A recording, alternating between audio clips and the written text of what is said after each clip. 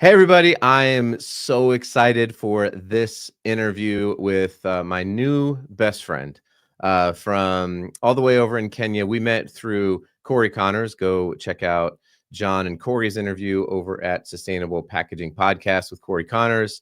You guys know how much I love Corey. And I'm excited to have John Chweya on. I'm going to let him tell his story on this podcast. He is doing incredibly important and valuable work helping to empower waste collectors in Kenya. He was named to, I think it was Time Magazine Next 100. He's connected with the United Nations. He is a tremendously inspiring person, and we at the People of Packaging podcast and the packaging community are going to be able to help him in his journey. So let's get to this interview. Hey, good evening or good morning or good afternoon. I don't know if that, do you say good afternoon? Yeah, that's a word. Whatever time you're listening to this podcast, thank you so much for taking some time out of your day. It's considered TV, right? I'm guessing. We're live on the YouTube. Live on the YouTube. Not in Belarus, though. Told. For paper, you have to flatten it before you receive. I'm guessing they don't crush everything before they're collecting paper. Like 3D objects get routed away. If you leave your paper like a box, if you leave it assembled, the likelihood that it's going to get the back goes down. Thank you so much for taking some time out of your day to listen to the people of packaging.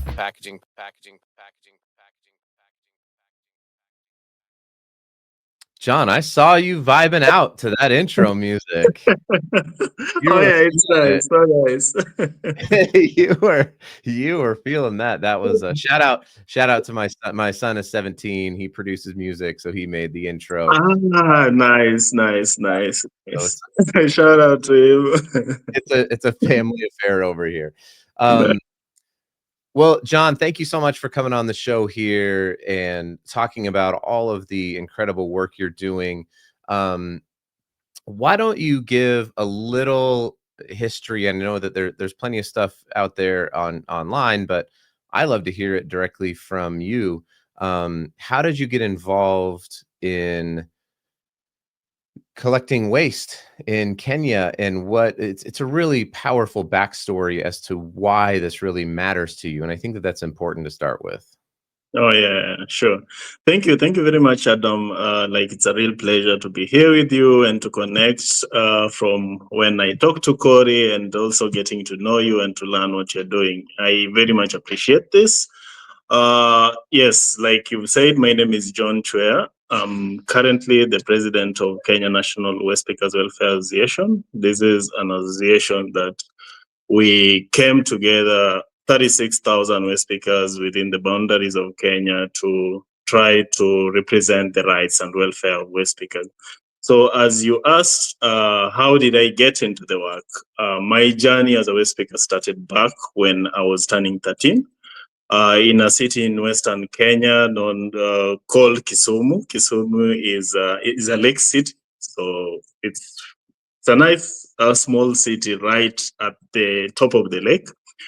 And I apparently got into the job not as a choice. We, as a family, had a very bad financial crisis, and so everyone in the family had to go out and look for something to eat. And the closest that I could get a way to sustain myself and also to get something small for my younger brother was to start picking metal cans, start picking anything that was having value, because at that particular age also no one could employ me.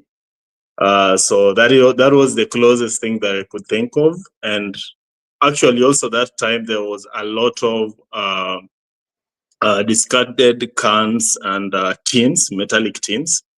So I would just go around the neighborhood, pick whatever cans, as many cans as I could, and then go to the closest integrator to weigh and to get something small out of that. So as I went through that, I ended up also getting, because doing the same job. Then while meeting at the aggregator's point, we would meet like other kids also my age doing the same job. And then through that interactions, I got to learn that there's a lot more like food stuff and a lot more things that are normally coming to the landfill in Kisumu. The landfill was then called Kachok. It has since been relocated, and that is also another big problem in Kisumu now.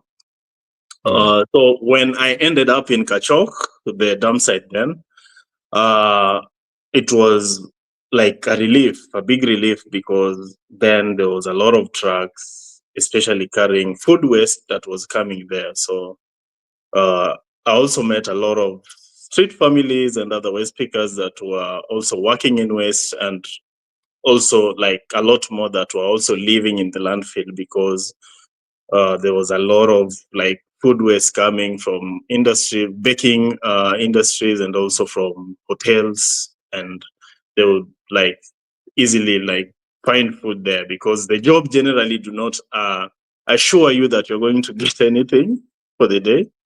And like, because the lack of particularly food and shelter is one of the things that mostly push the people that are working in this sector to go that low. I became more used to going to the landfill, and also became used to a lot of friends and colleagues there at a very young age, because now whenever I was not getting enough recyclables, it was easier for me to just go to the landfill, because we already knew that at 2 p.m. there was the truck from United. United is one of the companies in Kenya that was bringing a lot of The deformed airline, bread. the airline company. No, it's a baking company, Okay, a bread company. So got it. they were bringing a lot of deformed breads to the landfill. So like it was easier to get food there. But Adam, I think the most interesting bit of that whole experience is that working as a waste picker, and also like building that resilience, and also coming back to the community where I lived in, and starting to initiate like a door-to-door waste collection service. I met a lot of discrimination and stigma as a very young boy. I think more then than now, though, that anyone that was working in waste was called a chokora. Chokora is a Swahili term that like means someone who lives and eats from the bin. Like chokora literally means like ravaging from the bin, like recovering something from the bin, and that was a very demeaning term that we were called it. And the term chokora was linked with everything bad. Like whenever a word chokora was said, then it would mean that is also like you have to take care of your things. That maybe they're thieves, maybe they're like anything bad that you can imagine, because we were being like categorized under. Is it kind of a way? It sounds like maybe a way to almost like dehumanize. Like Very much. anytime you label somebody negatively, it's a way to disconnect from that person. Usually it's the person or the people groups who are doing the demeaning, who are trying to elevate themselves by pressing people down. And so that's kind of sounds like it was like, oh, well, these people are, they're poor, they go to the landfill, they're going to steal from you. That's kind of the general. And Adam, I think that is actually the right term, because through the years also like interacting with policymakers and communities, and seeing the transitions from like starting to organize waste pickers, and also trying to make communities and individuals also recognize the integral role that we play. The term dehumanizing makes more sense, because some of our colleagues like lived in the landfills, like almost like being homeless. I think the treatment was more like we were animals. We are no longer human beings. because we live outside, like maybe goats and cows also live outside, or wild animals also live outside. And then like we generally needed no respect, or like the very basic humanity that you can share with a fellow human being. So that is I would call that actually the a very more accurate term, and that is something that we've been trying to change for the longest time. It's still there. We've done a lot of progress with that, especially from my community and from different other communities where we've had like people like me who can come out and uh, openly engage constructively with policymakers and other leaders and like individuals, and try to explain and also show them that we are not only like people who have nothing to lose. We actually, most of us have a lot of things to lose, because we are human beings that also have families and kids, and that we have people that are also looking up to us. Living alone, like the integral role and the impact that we share with our environments, where we all share as human beings, and that is something that I guess we've been very much changing, and there's been a lot of progress over time. It's Well, not. yeah. I mean, I was sorry to interrupt. I was going to say the fact that I pulled this up right here, right? You've got there you go. Was that fun? Was that maybe not fun, but was it interesting when somebody from Time Magazine reaches out and says, "Hey, John, we've heard your story. You talk about being, feeling dehumanized and on the outskirts. Now, one of the largest media publications in the world says we want to fly to Kenya. We want to do a story on you. You're one of the top 100 people that we think is helping to shape the future of the world."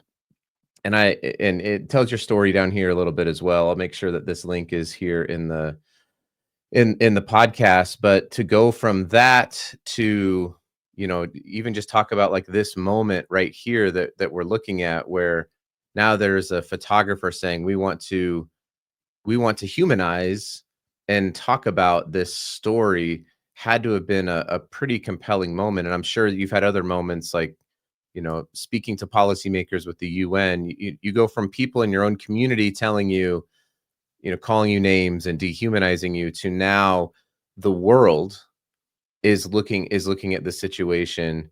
Has just got to be just a fascinating gap to have filled, right?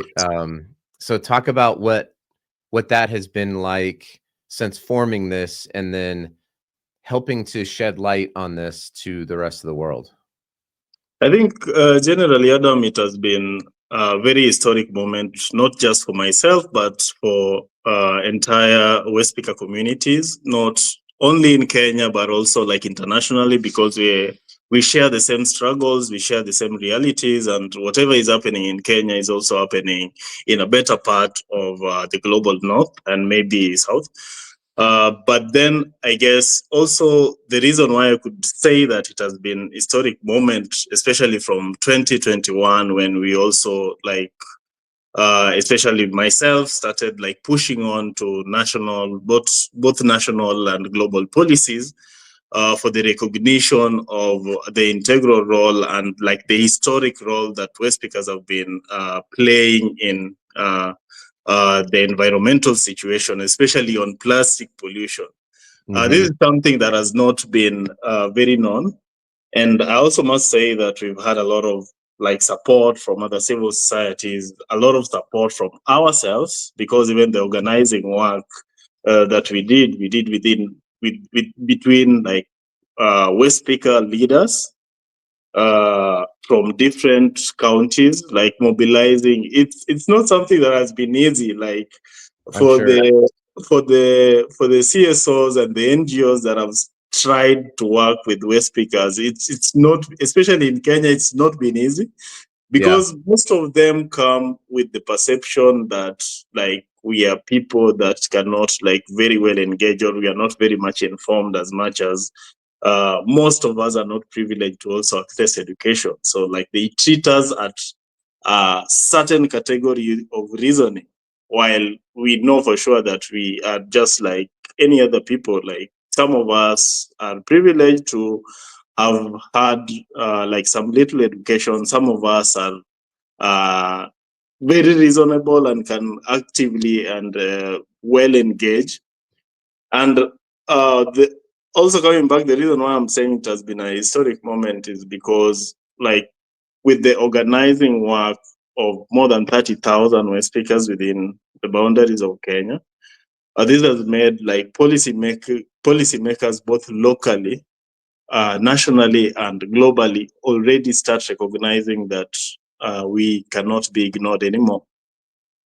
This has been because they see what we're already doing, and they have to, for them to succeed in whatever they're doing, for them to keep on championing their strategies and championing their demands in different spaces.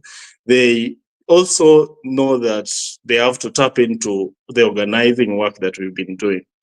I'll maybe share a bit on my interaction with the like very top environmental officers in our national government in 2021, where one of the highest minister of environment like openly told me that they do not recognize West speakers. Like he didn't even know that we exist at all. And like in Nairobi alone, we have more than 20,000 West speakers working in the streets, in communities, and in the landfill, making like recycling possible. Like totally, if West speakers were not working, all the recycling companies would shut down within a day. I believe it. And like this particular individual was already signing deals, like multi-million deals with recyclers. And like the category of policy that we were being put on was like just one, as recyclers. Everyone managing waste was called a recycler. When we know that recycling industries in Kenya are multi-million industries, where we are not in any way falling in a similar category. Like, So talk about that. So you have the collectors, right? The people, or it sounds like people who go and collect it as sort of the inputs. It's not like here in the US where the collectors are essentially the households who put their stuff into the recycle bin, and then you have collectors, and then it goes to you mentioned a term, aggregators.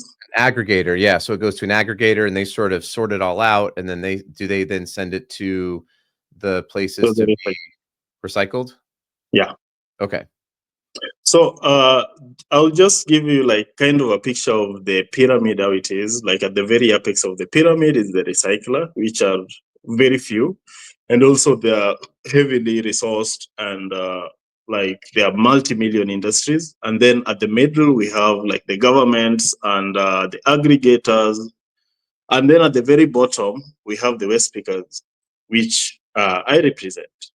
And like if you notice, in this old pyramid, it is only the people at the bottom that are doing the dirty work, because the aggregators in the middle, they are not doing anything. They only have the resources, they have the financing, and they have the trucks. So they get like spaces where they can be weighing recyclables when it's brought by the waste pickers, and they just sit there with the weighing scales.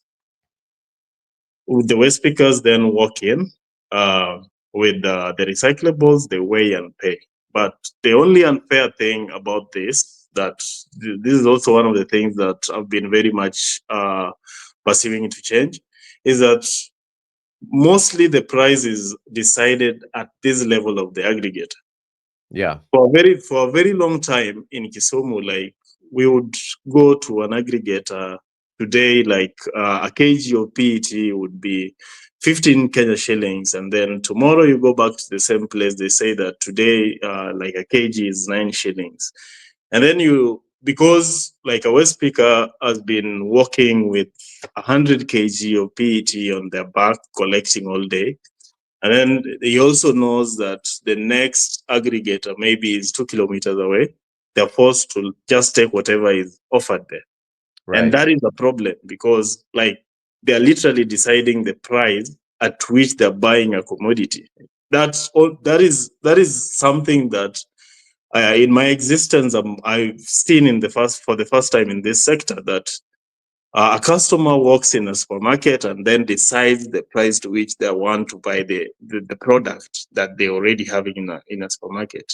And that didn't make sense to me. So one of No. the things that I've been trying to also do through the networks that I've been having is to uh, like kind of bring this aspect of collective bargaining where waste pickers can just come together through the unity that we're already creating and sell to the recyclers directly. Oh, that's amazing. And that's where how about let's do this, because I want to get to um how our community can help with that, what you're talking about, right? Being able to take waste directly to the recyclers. And there's a way that we can action on this right now. But what we're going to do, John, we're a little bit late, but I'm going to take a quick 1 minute break here. I'm going to play some ads from friends at SpecRite and from Chueya, who are doing some incredible work here in sustainability. And then when we come back, I want to talk about your GoFundMe and how we can help you make this a reality. So we'll be right back here with John Chweya. Are you tired of managing your specs in spreadsheets, PDFs, or relying on suppliers to do it for you? Learn how SpecRite can help you digitize and take control of your product and packaging specifications to drive sustainability reporting, SKU rationalization, and better collaborate across departments and with your suppliers. Go to SpecRite.com to learn more. Have you ever wondered, how do I reduce my carbon footprint? Should I focus on recycled content or reducing weight first? Which design strategies are the most effective for my products? Triac offers multiple solutions for lifecycle assessment, goals management, reporting, EPR fees, and more. Visit triac.com to connect with our team and register for a free 10-day trial of Eco Impact Compass to get started today. All right, we are back here with John Chweya. And John, we were talking before the break about being able to take the waste you've collected. You did such a great job of talking about the fluctuation in prices. And I even think about that, like there's no leverage at that point for the waste picker, because you have all this stuff that only has value to, in this case, one particular person. That person has full control over whatever they want to pay, which is de-incentivizing for people to want to go out and continue to do this, although it's sort of, in a lot of cases, the only thing that they can get done, like you mentioned where you were at the very, so they have no choice but to continue to do it, but then they're beholden to these aggregators. And so you have this plan, it's not even a dream, it's a plan to enable waste pickers to be able to take the waste and go directly to the recyclers, but you need some tools for that. So why don't we talk about that, and we'll kind of wrap up the podcast here with how can we help you execute on this plan? Thank you, Adam. So maybe just to give a quick background about it is that in the past I've done a bit of fundraisers on PPEs because some of the biggest impacts that we're having, like challenges that we're having, especially with our colleagues working and living at the landfill, is that the exposure to the toxic things that they have to handle every day. And one of the things that I've been mostly fundraising on is on PPEs, but that is not sustainable, Adam. And I know that anyone listening to me also knows that mostly charity is never sustainable. And one of the things that I saw for sure that could be one of the sustainable solutions was to get a truck. For instance, I mentioned to you that the dump site that I used to work in way back in the past in Kisumu was relocated It's about 34 kilometers away from where it used to be. So that this has like literally changed the realities of the West speakers that were working within this city, and most of us like cannot in any way afford to get there. And like already there's a good percentage of West speakers that have ended up going back to be street families because they cannot one go to live there. It's a very remote place.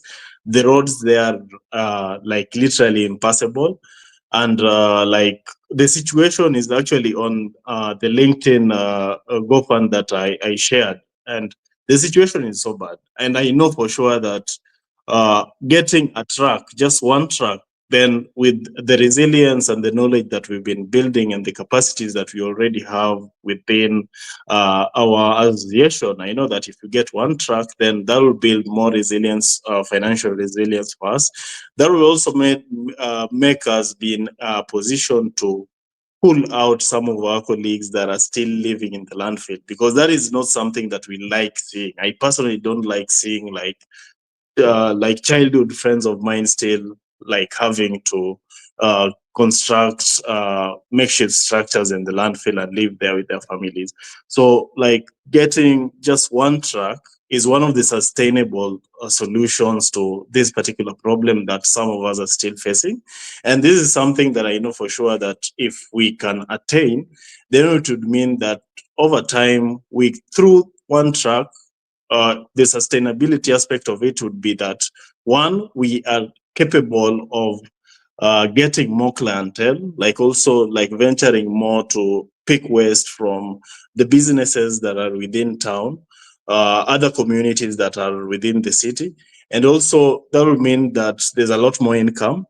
That will mean that we'll need a lot more people to be doing the work with the truck and the sorting of the recyclables. That will mean that we'll be in a position to like make sure that all the colleagues that are still living in the landfills are brought to work like in the collection of waste in the truck. And that will also mean that eventually we can get more trucks from this one truck. So that is why like I thought that this is a very sustainable solution to some of the challenges that we are facing now as Kisumu chapter. Well, here is, I'll pull this up here on the screen. This is your GoFundMe. I will, there's a YouTube video here that people can go check out. You can see some people that we know 14 days ago have already given in our good friend Corey Connors. He's a wonderful person and a guy who I didn't even know he was on this list. Honestly, I just pulled this up. But you can go to this GoFundMe page. We're looking to raise $30,000. We're a little over 10% of the way there. You know, businesses, it would be wonderful if you can get behind this. I talk about this a lot, John, that business money and personal money are two different things. So it would be a drop in the bucket for a company who is, maybe you're a packaging manufacturing company here in the US, and you want to invest some good into the things that you are making that are becoming waste. You know, you talk about plastic manufacturers or paper manufacturers or, you know, metal manufacturers. All of these companies are producing things that ultimately end up in a landfill. And so this is a way for you to help less of your stuff end up in a landfill. But more importantly than that, I would say help people to create industry. I just interviewed my friend Paul Rice, who is the founder of Fair Trade USA. John, I'm going to make sure that you guys get connected. And you know, they certified food and coffee and things like that to ensure that people are getting fair living wages. What a great well, what he said was trade, not aid, right? And you mentioned that it's not sustainable to just keep going and asking for money all the time, but really this is a way to help enable more equitable trade, more equitable commerce at a place that it is desperately needed. So I want to implore people, implore business owners, please go check out John's GoFundMe. Again, I'll have a link down in the show notes. where everybody can go and help support what you're doing. John, this is it's unfortunate that it's an inspiring story. It's unfortunate that we have so much waste. It's unfortunate that we've had so much mistreatment of people in your community where you grew up. However, in the midst of that, I think about this. You've heard the story of the Phoenix, right? Like this inspiring story can arise from literally the ashes, right? Arise from the landfills and be a force for good in the world. And I think it's inspiring to me that you've been able to be that person, to be the face of what is it, 36,000 waste pickers in Kenya, to help bring them to light and to shine a light on what's going on, and to be doing some incredible work. So it's an honor for me to be able to have met you. I hope that everybody can go out and support what John's doing. John, do you have any final words for our audience here before we wrap this up? Thank you. I think I would like to very much appreciate being here, being hosted by you, Adam, and also like just generally sharing the story. Is very inspirational. It's been a lot of work, not just by myself, but there's a lot other more waste speakers, friends, brothers, sisters, colleagues that have also been like part of the organizing work. There's been a lot of other CSOs and a lot of organizations that have also shown support in the organizing work and connecting us with platforms where we could like literally show that we've been the frontline communities that have been solving this particular problem for the longest time. We not only have the historic knowledge of not just managing waste, but also like with plastic. Now, plastic is a very big topic. But then again, like for our community, we've had to even like force ourselves to sit in those policy making tables, and that has been also another big problem, that even at platforms where our realities are being discussed, because that is like literally one of our realities, we are not finding it easy to also sit there, and that is Right. also one of the biggest disconnect that has been with policy, that the people that are actually making policies around our realities do not like very well understand what these realities look like. So I Yeah, guess like you got to have the table, right? you and me and other people that are also listening to this podcast like have a role to play, and by just connecting and this network, we can always together do very inspirational things and make the difference. Well, John, how do I say thank you in Swahili? Asante sana. Asante-san? Asante sana. Asante sana. All right. Yeah. Well, asante sana, John. I appreciate you coming on the show and for all the work you're doing. Thank you, man. Thank you very much.